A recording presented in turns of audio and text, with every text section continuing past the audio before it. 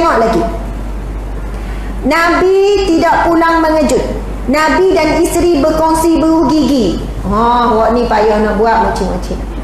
Boleh tak nak kongsi beru gigi? Ada terus khabar dah boleh.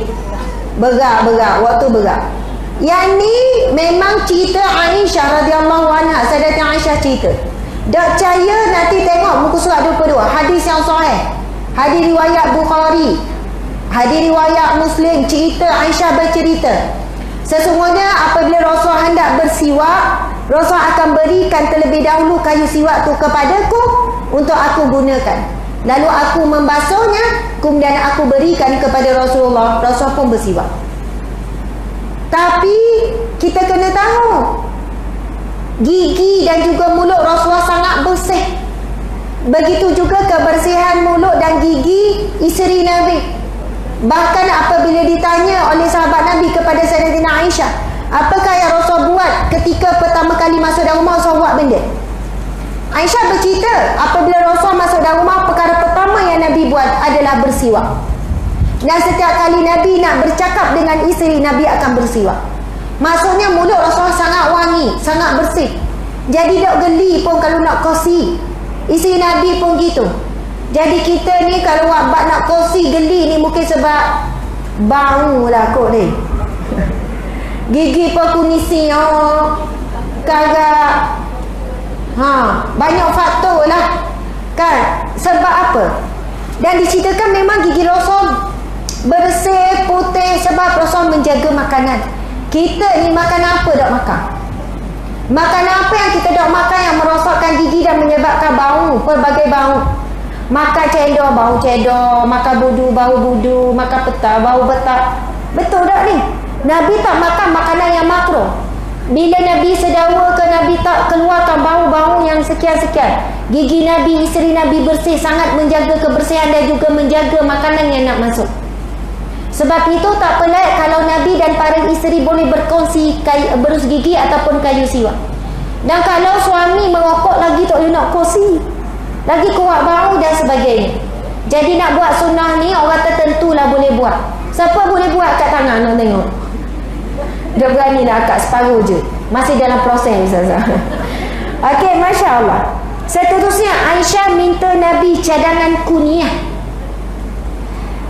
Kunyah ni apa? Gelaran. Aisyah dia minta cadangan daripada Nabi. Gelaran apa untuk dia? Balik ni teratai lah. Balik tanya tok lelaki masing-masing. Abang, panggil apa suami? Abang ke?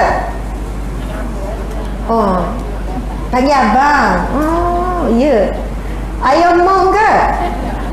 Ada panggil ayah mong lah. Ada panggil abang. Ayah ya. Dia ada tak?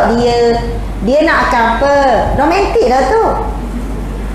Ayah ya. Ayah mong masa nak marah. Kan? Tak tahulah kan bahasa apa, terpulang lah. Tapi kalau kita tanya, nak bagi kita, nak panggil kita apa? Wilah kita apa-apa gelaran. Lepas tu suami tak ada idea, panggil Humairah lah. Si pipi merah. Puasa hati segitu, kebetulan kulit gelap. Awak ni nganying ke? Lah.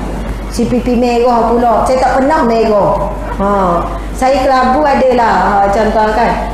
Ataupun si manis apa ke. Tapi kalau kita baca kisah ni, Nabi nak bagi kepada Sayyidatina Aisyah kunyah apa? Ummu Abdillah. Sebenarnya ia menarik di sini ketika Sayyidatina Aisyah dia sebenarnya rasa sedih. Sebab orang lain semua ada anak, dia tak ada anak. Kita tahu Sayyidatina Aisyah nikah dengan Rasulullah umur 19. Dan kematian suami ketika nikah umur 9 tahun, kematian suami umur 19. 10 tahun je Sayyidatina Aisyah bernikah dengan Rasulullah. Ketika umur Nabi 53, Nabi wafat 63, lebih kurang dalam 10 tahun. Aisyah umur 9 tahun ketika dia masih muda, remaja lagi, janda muda, umur 19 tahun dah kematian suami. Lepas tu memang tak bernikah lah, memang dilarang Ummatul Muminat bernikah dengan suami setelah kematian Rasulullah SAW. Jadi Sayyidatina Aisyah ni satu hari bertanya, ya Rasulullah, semua orang ada gelaran. Yang ni Ummu Abdullah, yang ni Ummu Salamah, yang ni sekian-sekian. Maksudnya ada anak, tapi aku tidak ada anak ya Rasulullah. Apakah gelaran untukku ya Rasulullah? Lalu Rasul memberi kamu, wahai Aisyah, Ummu Abdillah. Ia adalah, Abdillah ni siapa? Anak kepada Asma binti Abu Bakar. Jadi orang yang tak ada anak, anak saudara, itulah jadi gelarannya. Tapi ambil anak lelaki pertama, anak saudara lelaki pertama. Masya Allah. Jadi sudah tentu ibunda kita Aisyah ni pun sedih tak ada anak. Saya percaya di hadapan saya ada yang diuji dan nikah lama sampai ketua tak ada anak. Sebenarnya anak-anak saudara itu juga seperti anak-anak kita. Sebagaimana Rasulullah pujuk Sayyidina Aisyah tidak dikurniakan anak, maka anak-anak saudara itulah anak-anak Sayyidatina Aisyah sampai diberi gelaran sebagai ibu kepada Abdillah. Subhanallah. Cuba kita tengok lagi. Nabi pun menggunakan panggilan singkat. Nama Aisyah adalah Aisyah, tapi Nabi panggil Aisyah dengan ya Aish, wahai Aish, panggilan singkat. Jadi tak ada masalah. Kalau kita dipanggil panggilan singkat, kan Aminah panggil apa? Emi. Aduh mokcik panggil Emi. Khadijah panggil Fatty lah pula. Fatimah Fatty. Faridah Ferry. Oh jadi Ferry. Faridah jadi Ferry. Ya Allah, susah ni lagu ni. Sebenarnya kalaulah tak ada makna, jadi dok comel. Molek panggil penuh lah. Fatimah, Aisyah, Aminah, Khadijah. Subhanallah. Jadi sebab ya Aish, walaupun pendek, masih ada maksud. Sama lah juga kan nama saya. Tadi saya nak cerita pasal tu, bukan nak sedih pasal masa kecil. Tak ada masalah kawan-kawan. Tapi orang panggil saya mak, mak. Dulu saya rasa sedih sebab kata mak, mak. Adik-adik saya panggil saya kak mak. Kak mak, kak mak. Masa saya sekolah menengah gitulah, saya jalan adik saya. Lepas tu adik saya panggil kak mak gitu kan. Lepas tu saya dengar ada orang sebut mudanya mak dia. Saya rasa sedih sebab mungkin dia salah faham adik saya bunyi mak, mak. Ingatkan panggil mak. Jadi orang kata muda mak dia pada adik saya. Lepas tu saya rasa sedih, tua sangat ke muka saya. Tapi saya faham sebab mungkin mak tu kan, mak bunyi macam kasar. Tapi lama-lama bila kita belajar, saya rasa suka panggil saya mak. Adik-adik panggil saya kak mak. Kawan-kawan pun ada panggil saya mak, mak. Sebab ada maksud. Ma'un, maksud dia air. Jadi saya kata tak apalah panggil saya air. Air sejuk, air bersih, air membersihkan, air tu dingin dan menyejukkan. Jadi orang panggil saya mak ke Asma ke, dua-dua tu saya suka. Masya Allah. Allahu Akbar. Asma pun ada maksud nama-nama dan juga ketinggian. Sama, maksud dia adalah langit. Asma, sama tu maksudnya tipe benda yang tinggi. Langit lah tinggi. Asma ketinggian. Tu cerita nama saya, minta maaf Kok orang tanya nama Asma ni macam pelik kan, nak beri nama cucu macam tak apa sedap Asma. Siapa gana? Oh, menantu pun nama Asma. Gitulah. Dan itu adalah nama anak Sayyidina Abu Bakar. Okey, jadi kalau nama pendek ada makna, tak apa kita panggil, tak ada masalah. Nabi pun panggil isteri Nabi dengan panggilan yang pendek. Tengok seterusnya. Nabi bertanya khabar setiap hari. Balik ni tanya khabar suami masing-masing deh. Bukannya nanti dia tengah sakit baru tanya, tapi sunnah Nabi suka tanya khabar isteri. Walaupun isteri tu sehat. Janganlah pula bila orang tanya apa khabar, sehat lah ni, kau dah sehat tak siapa dijawab gitu dah. Apa khabar? Sebenarnya tanya khabar itu sunnah. Kena faham, tanya khabar itu sunnah Nabi. Orang yang suka bertanya khabar ni boleh pahala, bukan saja-saja, bukan nak cakap nak buang kosong dah. Tapi Nabi amalan dia bila jumpa sahabat, bagi salam, tanya khabar. Bila jumpa isteri, dan Nabi akan jumpa isteri, semua isteri Nabi, ketika 9 orang ke, ketika 8 orang ke, ketika 7 orang ke, Nabi mesti akan setiap petang jumpa semua isteri, tanya khabar. Subhanallah. Ini ada hadis Aisyah, ada hadis isi Nabi.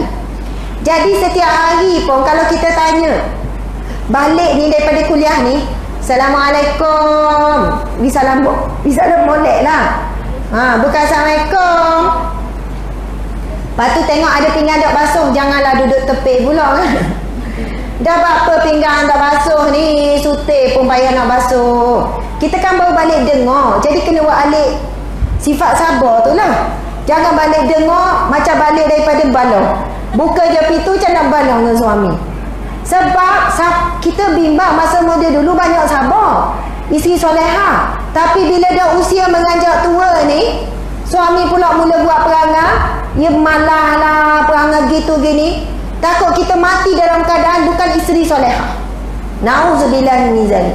Sebab tu saya faham, sebab dulu saya perundingan rumah tangga, memang banyak aduan pasangan yang tua mari ngadu nak cerai. Umur 60, umur 70, umur 50 lebih. Sebab masa tu dah rok dah nak layang. Macam tu lah. Malah basa bahasa kita, malah basa. Akhirnya malah layang. Tapi bila cucu balik, dia jadi muda mula. Tu pelik tu. Suami ni mari, pocik mari, Ustazah. Ni, orang tua sebelah saya ni. Orang tua mana? Sebelah ni. Pada isteri dia dipanggil orang tua. Nak marah? Orang tua sebelah ni. Bila dengan saya tua sangat lah dia. Nampak sangat tuanya. Tapi bila anak cucu balik, muda Ustazah. Gagah masak sedap-sedap. Gagah boleh pula dengan cucu gini-gini. Dengan saya belepek. Dogok masak waktu lah. Tanya anak cucu balik, pelik. Istimewa. Benda ni kita kena muhasabah makcik. Bukan nak suruh masak sedap-sedap semua. Tapi janganlah beza sangat antara akhlak Nabi. Suka tanya khabar. Contohnya balik ni kan, Assalamualaikum, awak apa khabar? Bulak mata tu lelaki kot. Benda, awak apa khabar hari ni? Dah buat apa pula tanya gitu. Dah biasa tanya khabar. Sebab benda depan mata tengok. Tak ada apa, saja tanya. Belajar tadi, Nabi sunnah dia suka tanya khabar. Walaupun depan mata, isi Nabi ni depan mata. Oh gitu, saya ingat awak ni nak mati dah. Sebab tak rajin dah nikah 30 tahun awak tanya khabar saya. 40 tahun nikah ni, hari ni tanya khabar. Ya Allah, rasa debol lah pula. Kok ni tanda-tanda kematian. Gitu. Jadi, tengok sunnah Nabi tanya khabar setiap hari.